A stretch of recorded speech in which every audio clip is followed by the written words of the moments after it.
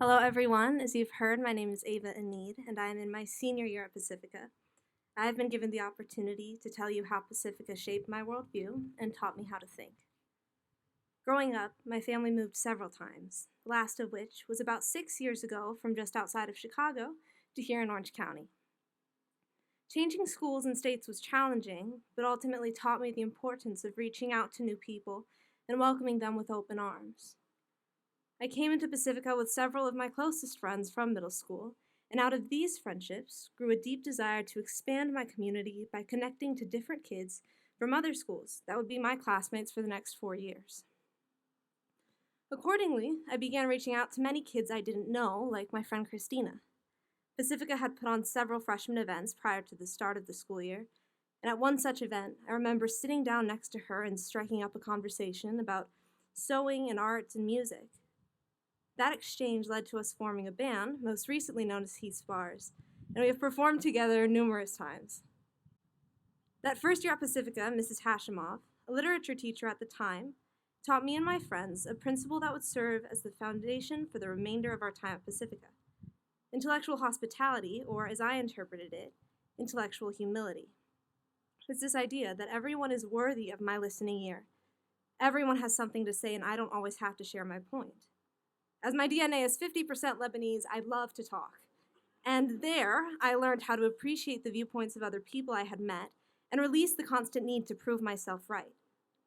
This concept carried over into my sophomore year in Reverend Butler's medieval literature class. I had my world consistently challenged through not only his teachings, but the discussion points of my classmates. I remember reading the Divine Comedy by Dante Alighieri and getting to the end of the second volume, Purgatory, where Dante, who has traveled through hell and purgatory to find Beatrice, meets her but cannot look her in the eye. Our discussion question for that day was, why not? And it changed everything for so many of us. One by one, we all came to the realization that Dante had made his own version of Beatrice after she died. So he had to painfully detach himself from his creation to see her as she truly is in Christ. In that conversation, we all learned that we cannot fully trust our perspective. Our own view of reality is not always right. These things about intellectual hospitality suddenly made much more sense. I alone couldn't find an objective answer because, being human, I'm not objective. One such moment, again in sophomore literature, was in a class discussion with my friend Chloe, with whom I had connected at the event where I met Christina. This time we were having a discussion about the significance of Beatrice's character in opening certain cantos of the comedy. I was stuck in that discussion, as I figured it was significant that she opened the cantos because she was an important character and Dante needed some variety. That's not even close to an answer. And then Chloe jumps into the conversation and says, in each of those cantos, Beatrice helps Dante see the light of God in a new way. And everything started to make sense. It was a puzzle piece that fits so perfectly with the other pieces. I just could not see it without looking through someone else's eyes. Now I was learning how to think.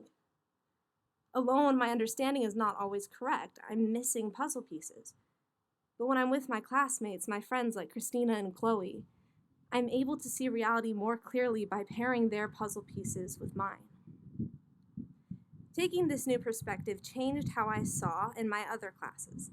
In my sophomore history class with Dr. Woods, our discussions were of a very different nature, about whether or not there should be one ruler of the church, about the nature of God and Christianity and Islam, and about the Crusades. But when I alone did not know the answer, I was again able to turn to my peers, and together we could start to find something that resembled the truth. More than that, in the actual course material of his class, I saw the early church fathers and mothers doing the same thing at the Council of Nicaea. Many different Christians from all over came together to combine what they knew to be a creed of truth. And at 15, I was doing the same thing. Going into junior year with this new understanding of how my friendships and learning could intersect helped me fall in love with literature and even calculus in a way I had not anticipated. In Mr. Dobbins' AP Lit class, we read Hamlet. Now, I don't know about any of you, but reading Shakespeare was not exactly something to which I looked forward. Except as I quickly found out, Shakespeare's actually quite clever and masterful in his craft, and it took every one of my classmates to unpack the density of his writing. I was always learning from my friends. I was constantly seeing things I could not see without them. I adored it, and I still adore it, learning and thinking with other people my age, guided faithfully to truth by our teachers. And I had to do this in math. I was in Calculus AB at the time, which is not an easy course, but thankfully, especially with the whiteboards at main campus, we were given a space to work together to understand the concepts we didn't know. I remember when we first started learning about integration that Jeremy Chung raised his hand and explained how he thought the methods of taking area suddenly started to make me understand what exactly we were trying to do with all these letters. Every day I learned to rely on my table group and help guide them when I understood a concept that they did not. And let me tell you, when you are the only girl at your table group, sometimes you have to take that intellectual humility in stride and work hard to avoid arrogance while explaining things to a bunch of senior boys. From freshman to junior year, Pacifica formed my understanding of reality and humility. Senior year then became the capstone. In the rough parts of this year, as I've continued to grow into myself before leaving in college, I learned to lean on the perspective of my friends and parents when I alone could not figure out the true beauty of friendships and discipline.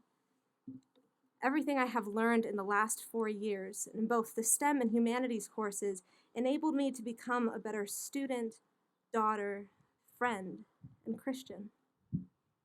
As I head into this next season, I plan to study literature in hopes of one day becoming a teacher like the ones who taught me to live and think well in community. I wish I had more time to tell you all the wonderful stories of the Tolkien Retreat, ancient world history, and even declamations, among other things, but this will have to do.